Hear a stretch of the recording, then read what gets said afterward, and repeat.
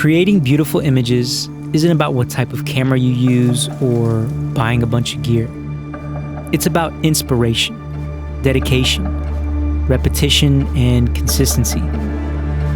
Being inspired is a critical piece to consistency and the essence of being a better filmmaker. Staying inspired can come from many different sources, including frames from your favorite films. Inspiration then turns into application, turning what you saw on the big screen into a frame of your own creation. Along with inspiration is dedication, being committed to the craft. Study, practice, and repeat. Study the lighting, colors, the emotion, and recreate it in your own way. This is how to practice filmmaking. There are many ways to practice filmmaking. One way is simply pulling out your camera and filming your family, objects around the house, or by going outside and filming the environment, with the end goal of learning your camera and how to best operate it.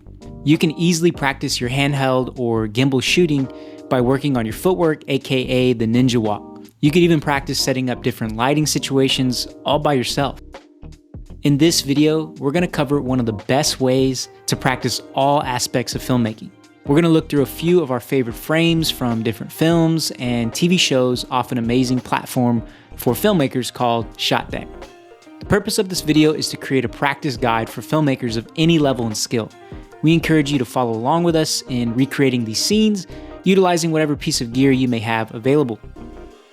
Here's a rundown of what you will need to follow along with us. A camera. If you don't have a camera, use your phone. The principles taught in this video can be applied using any camera. You will also need some kind of light, whether you have a tube light, a point source light, light mat, panel light, or a floodlight from Home Depot. It will do for now. The more lights you have in your kit, the more layers in your image you will be able to add. We decided to keep our setup simple since this video isn't focused on large, complicated setups, rather utilizing one or two lights to accentuate the importance of focal length choice, proper framing, and camera settings, color, and many other elements to make a great looking image. And the only other thing you need is someone in the image. Now that we have what we need, let's jump into our first scene, recreation. Here's a great scene from Better Call Saul Season 6, Episode 2. This video won't necessarily cover the blocking, character acting, and exact camera movement, but instead we'll handpick a frame from the scene and attempt to match the lighting and the style of it into the environment we have available. Let's dissect this image a bit to get a game plan as to how to recreate it as best we can. All the frames we picked for this video are all very simple and require very little to match. This scene is no different. At first glance, it's easy to tell that this scene is lit with only one light source, the orange slash across the face and wall. What makes it even easier is that based on the shadow and harshness of the light, there are no diffusions required to pull this scene off. Note, this scene does require a point source light. The other scenes in this video do not, so if you don't have a point source light, don't worry, you have the most powerful light money can buy, the sun. The only issue is that it's much harder to control, so the most minimal setup for this scene is your camera, a subject, and the sun. The ideal setup is to add a point source light like an Aperture 600D, which is what we use, along with a spotlight attachment. And if you don't have a spotlight mount, you can use barn doors or even handy piece of cinefoil. The first step to recreate this scene is to get your camera on a tripod with the proper framing. Notice how they are pointing into the L of the room. This adds more dimension and depth rather than shooting flat against the wall. So wherever you're at, find a window and place your subject next to it. On your camera, pop up the frame guidelines and place your subject on the lower left third nearest the window. Our scene was actually flipped on the opposite side since that's how the room was set up. So in post, we basically mirrored the image to better match the inspo frame. Don't miss this next important step, tracking the sun. If you want to control the image, you have to get ahead of the elements you can't control. One way to do that is to download an app called Sun Surveyor and track where and when the sun will be in the location you want to film at. Using Sun Surveyor can save crews tons of time and money.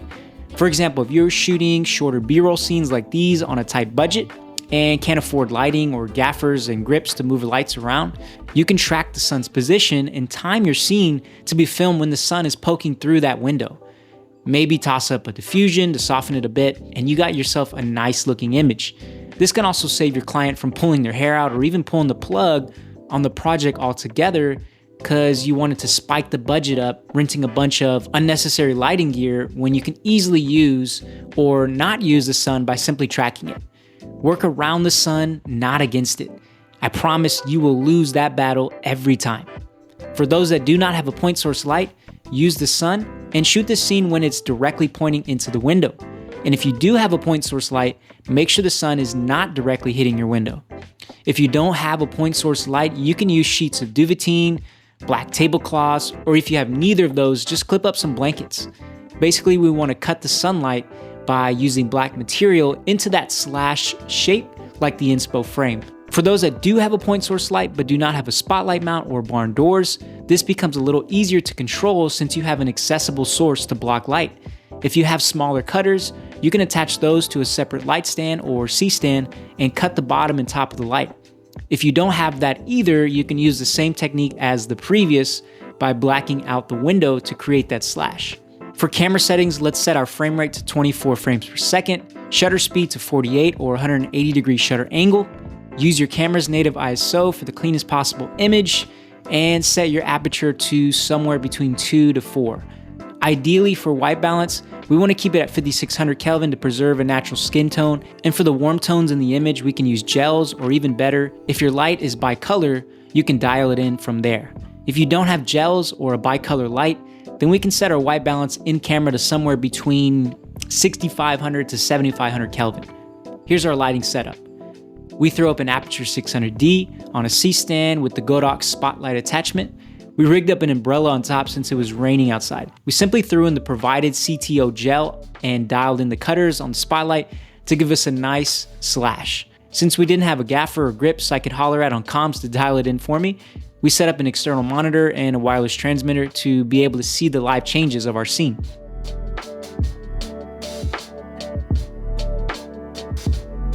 Don't get frustrated if your scene doesn't perfectly match. Remember, the goal of this video is to practice and to learn new lighting setups. Let's look at the next scene from a movie called Monsters and Men. What pops off the screen right away is the cool tones and silhouette of our subject. We picked this one specifically for those out there thinking you need a bunch of lights to make a great looking image. Hey, guess what? No lights were used for this shot. We not only want to teach you how to light a scene and make pretty images, but mainly to inspire you to go out and try new techniques.